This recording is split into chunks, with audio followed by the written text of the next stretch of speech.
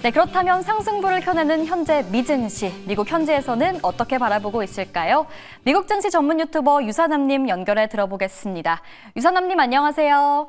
네, 오늘 장 어떻게 보고 계실까요? 네, 오늘 뉴욕 증시는 강력한 소비와 노동을 포함한 경제 지표와 그리고 연준을 둘러싼 정책 불확실성을 건져내면서 전반적으로 상승세로 출발하고 있다고 간단하게 정리할 수 있을 것 같습니다. 네, 기분 좋게 출발하는 미증시입니다. 오늘 주요 이슈와 뉴스도 함께 체크 부탁드리겠습니다. 네, 오늘 같은 경우는 말씀드린 것처럼 여러 노동 지표와 그리고 소매 판매 지표가 나왔는데요. 소매 판매는 높은 것으로 나오면서 예상치보다 높은 0.5%가 나왔고요. 여기에다가 실업수당청 건수는 연속과 신규 양쪽 다 예상치를 하회하는 수치가 나와줬고, 필라델피아의 제조업 지수도 15.9로 예상치였던 마이너스 1.2를 훨씬 더 높은 수치가 나와주면서 전반적으로 경제가 굉장히 강하다라는 데이터가 나왔다라고 얘기를 하면서 소비도 고용도 모두 양쪽 다 좋은 지표가 나왔다라고 할 수 있을 것 같습니다. 그런 가운데 안에서 오늘 여러 뉴스가 나왔는데요. 아무래도 가장 많은 분들이 관심을 가지고 있는 크립토 관련된 뉴스가 나왔습니다. 자, 일단 어제 하원은요, 9시간이 넘는 마라톤 절차 투표 끝에 찬성 217표, 반대 212표라는 근소한 차이로 법안 시비를 진행하기로 결정을 했습니다. 완전히 통과가 된 것은 아니고 앞으로 본안에 이제 앞으로 투표를 진행할 거다라는 것에 대한 투표가 진행된 것인데요. 당초 공화당 내 강경파들은 중앙은행 디지털 화폐, 즉 CBDC를 금지하는 법안이 보장되지 않으면 투표를 거부하겠다라고 맞서면서 법안 처리가 불투명한 상황이었는데요. 그런 가운데 안에서 하원 다수당 대표인 스티브 스칼리스 의원이 강경파를 설득하며 CBDC 금지 조항을 국방수권법 NDAA에 포함시키겠다라고 약속하면서 협상이 타결이 됐습니다. 이번에 하원에서 처리될 암호화폐 관련된 법안은 총 3가지고요. 총 암호화폐 시장 구조를 명확히 하는 클래리티 법안, 그리고 CBDC 발행을 금지하는 법안, 그리고 마지막으로 스테이블 코인 규제를 위한 지니어스 법안인데, 특히 도널드 트럼프 대통령은 이 가운데 안에 스테이블 코인 규제를 담은 지니어스 법안을 이번 주말 전까지 서명할 계획인 것으로 알려졌다는 소식이 전달이 됐습니다. 이에 따라 하원은 해당 법안을 최우선적으로 처리할 방침이고요. 스티브 스칼리스 하원 대표는 언론 인터뷰를 통해서 지니어스 법안과 클래리티 법안은 별도로 표결에 붙여질 것이다라고 얘기를 하면서 마이크 존슨 하원 의장 역시 지니어스 법안을 제외한 다른 법안들의 표결은 금요일이나 다음 주로 연기될 수 있다라고 이야기가 전달이 되기도 했습니다. 그 다음 소식입니다. 어저께 기준으로 주식시장이 틀려놨던 가장 커다란 이유, 바로 도널드 트럼프 대통령과 파월 연준 의장 간의 갈등이 최고조로 향하고 있는데요.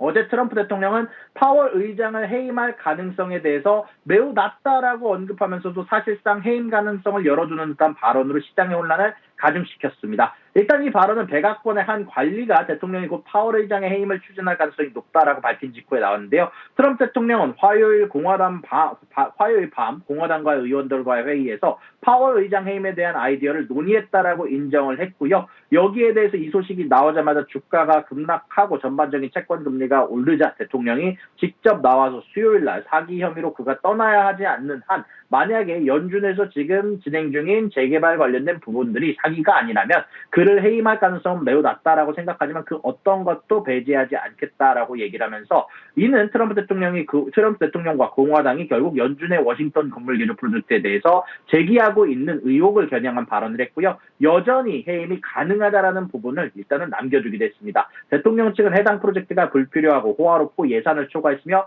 재정 비리가 있을 수도 있다라고 주장을 했고요. 결국 이 모든 갈등의 근본적인 원인은 아마 이것이 아닌 연준이 금리를 너무 높게 유지하고 있다는 게 트럼프 대통령의 오랜 불만 때문이라는 게 정론이다라고 말씀드릴 수 있을 것 같습니다. 현재 대통령은 이미 파월 의장이 후임자 몰색에 들어간 것으로 알려져 있고요. 파월 의장의 임기는 내년에 종료가 되기는 합니다만 아무래도 이사직으로서 투표권은 28년까지 유지가 되다 보니 이런 부분들로 인해서 현재 여태까지 갈등이 이어지고 있는 것으로 보이고 있습니다. 그리고 그 다음 소식입니다. 세계 최대 파운드리 기업인 대만의 TSMC가 인공지능 AI 칩 수요에 힘입어 폭발적인 실적을 기록을 했습니다. TSMC는 오늘 엔비디아와 애플 등의 반도체를 위탁 생산하며 올린 2분기 순이익이 작년 같은 기간보다 61% 급증한 3,983 타이완 달러를 기록했다라고 발표를 했습니다. 이는 시장 전망치였던 수치를 상회하는 어닝 서프라이즈고요. 이러한 이익 증가는 일본의 구마모토와 미국의 애리조나 공장 가동 및 환율 변동으로 인해서 이익률이 다소 하락했음에도 불구하고 달성한 성과입니다. TSMC는 3분기 실적 전망도 긍정적으로 제시를 했는데요. 3분기 매출은 318에서 330억 달러로 전반적으로 예상치였던 300억 달러를 넘어서는 수치를 제공을 했습니다. 또한 올해 전체 매출의 성장률 전망치도 기존의 20% 중반에서 30%로 상향 조정을 했고요. 이 소식이 뉴욕 증시 개장 전 거래에서 TSMC의 주가가 크게 상승했습니다. 이후에 컨퍼런스 콜에서 TSMC의 CEO는 엔비디아가 중국의 저사양 AI 칩인 H20 판매 허가를 다시 받은 것은 분명히 좋은 소식이지만 아직까지는 공식적으로 통보받지 않아서 실적 전망에 반영하기는 이르다라고 얘기를 했으며 이것이 포함되지 않았음에도 불구하고 예상치보다 높은 매출 가이던스에 비해서 굉장히 좋은 소식이 나왔다라고 얘기가 나왔고요. 또한 미중 관세 갈등에 대한 불확실성에 대해서는 소비자와 가격에 민감한 시장에 미칠 잠재적인 위험과 영향을 이해하고 있다라고 언급을 하기도 했습니다. 하지만 그는 각국이 자체 AI 인프라를 구축하는 주권 AI를 예를 들면서 인공지능 관련된 수요가 앞으로도 계속해서 강력할 것이다라고 얘기를 했고요.